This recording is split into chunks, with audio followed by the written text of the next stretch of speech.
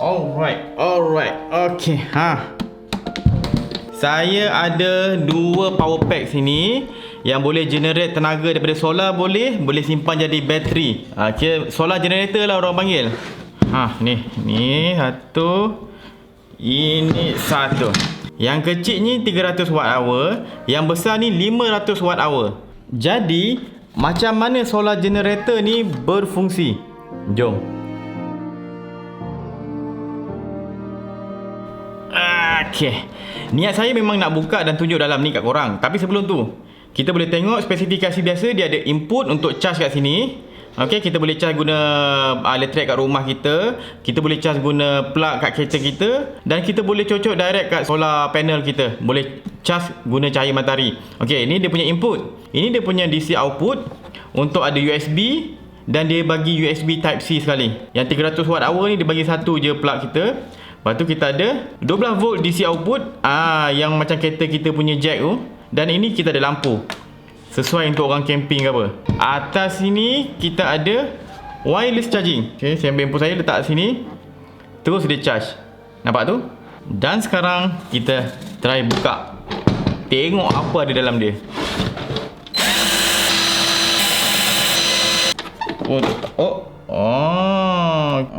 Saya boleh buka tu macam ini.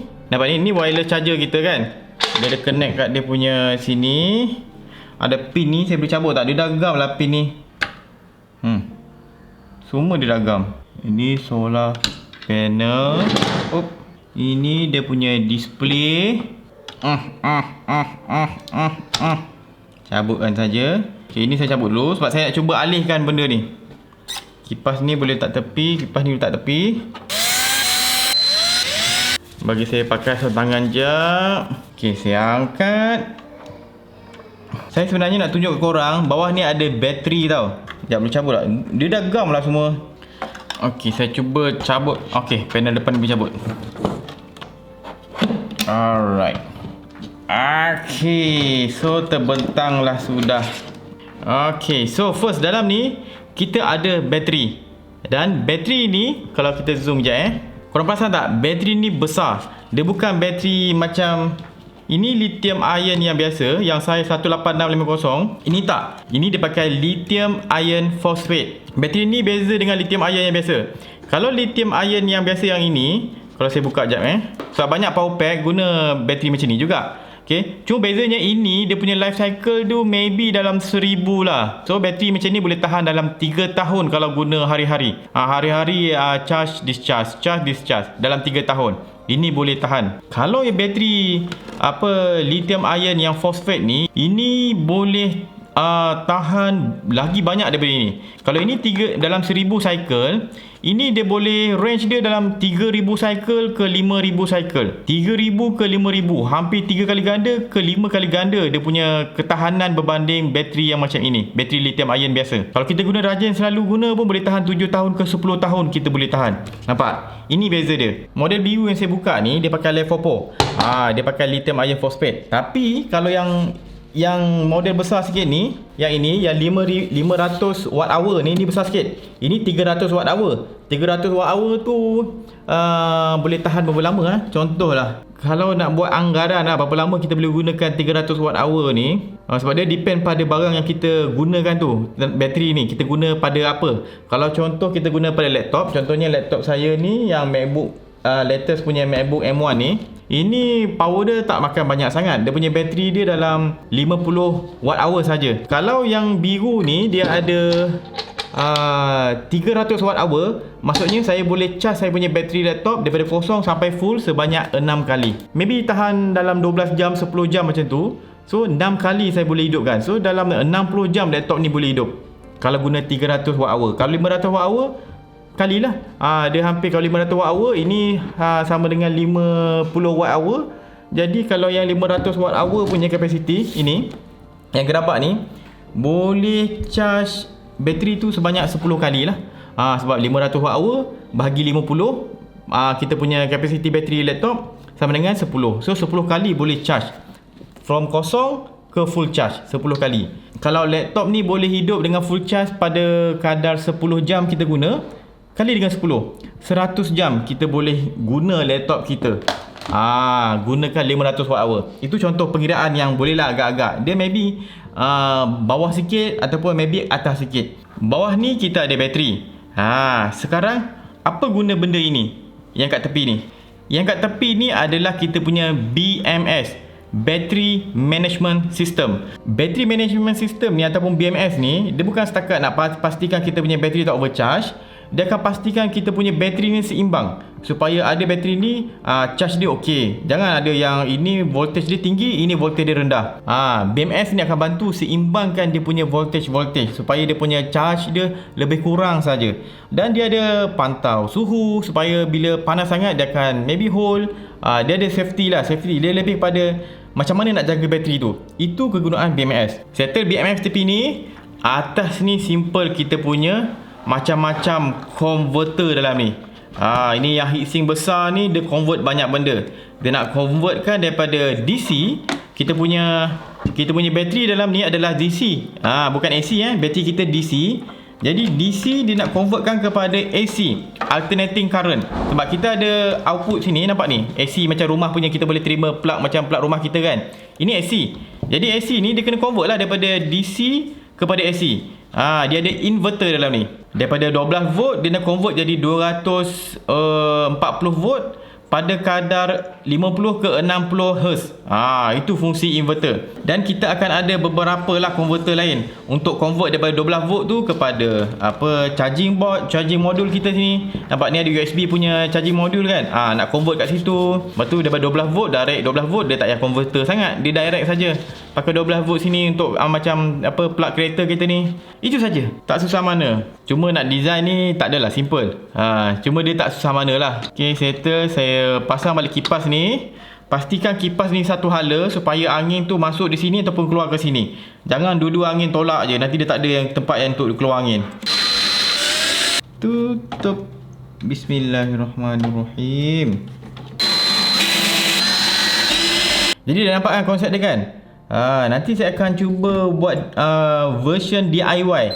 Sebabnya semua barang tu kita boleh buat sendiri sebenarnya. Cuma kalau kita buat sendiri tak adalah compact macam ni. Dia akan makan ruang sikit. Macam orang biasa DIY, dia akan makan ruang sikit. So itulah dia power pack. Solar generator. Saya dah buat dah yang DIY yang mini punya. Boleh tengok kat saya punya YouTube channel saya, bahagian DIY ataupun bahagian DIY ataupun kategori solar. Saya dah buat dah.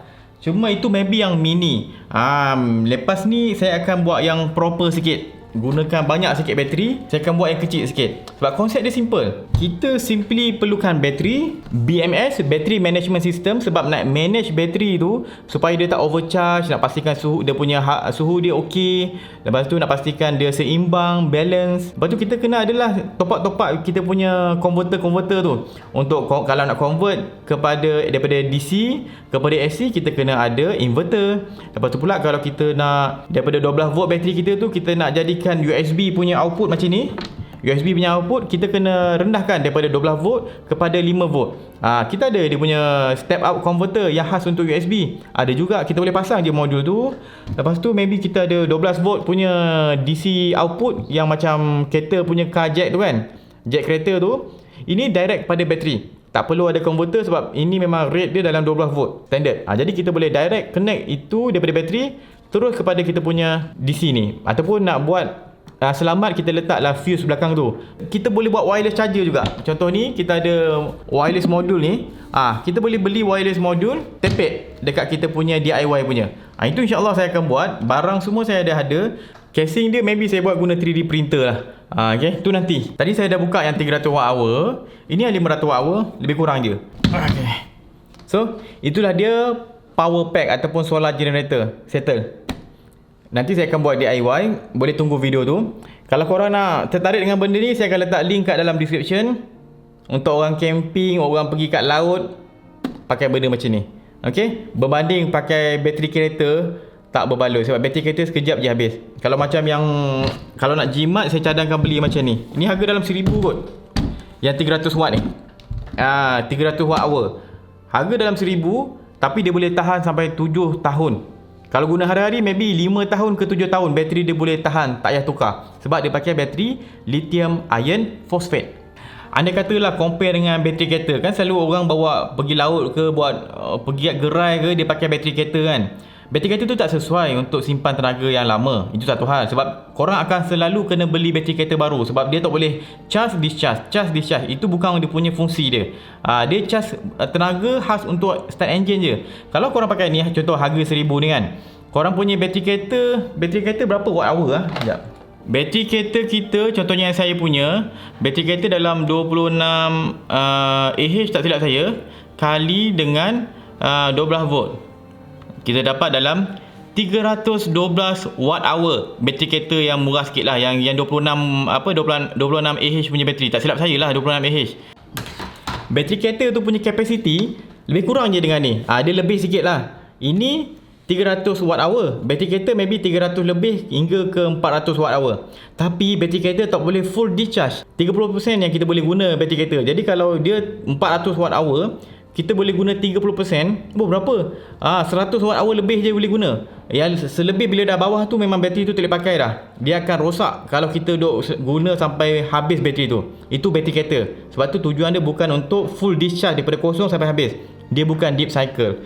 Kalau bateri ni kita boleh discharge dia sampai maybe 80%, 90%. 300 watt hour tu kita boleh guna full utilize dalam 260 watt hour. Kapasiti yang boleh guna tu melebihi kita punya bateri kereta. Tu satu hal. Setahun tu maybe kena tukar 2 kali, kena beli 2-3 kali bateri kereta. Satu bateri kereta maybe harga senang cincai RM200. RM200 kalau kali 2, setahun kena spend 400-500. Kita ambil 500 lah, 200 lebih kan. RM500 kita kena spend beli bateri kereta. Untuk buat bateri, yelah, bawa pergi ke jadi sebagai nelayan, letak kat dalam bot, letak kat kita punya kedai, kita punya gerai kan. RM500 setahun untuk bateri kereta. 5 tahun, 500 kali 5, 2,500 kita spend. Ini dengan kapasiti yang lebih besar, boleh tahan, ada macam-macam fungsi. Harga 1,000 boleh tahan lebih 5 tahun. Andai katalah dia tahan sampai 5 tahun, kos 1,000. Kalau kita beli bateri kereta 5 tahun, kos dia 2,500. Nampak tak? Beza kan? Long term, bateri macam ni akan lebih jimat. Sebabnya memang fungsi dia untuk menyimpan tenaga. Bateri kereta bukan. Alright. So itu sajalah. Saya harap saya punya perkongsian ni bermanfaat. Okay, kalau berminat nak tengok Usha benda ni, saya akan letak link dekat description. Jangan lupa follow Berani Buat, subscribe YouTube Berani Buat. Saya Wan Syafiq. Jumpa lagi. Assalamualaikum. Kakak pun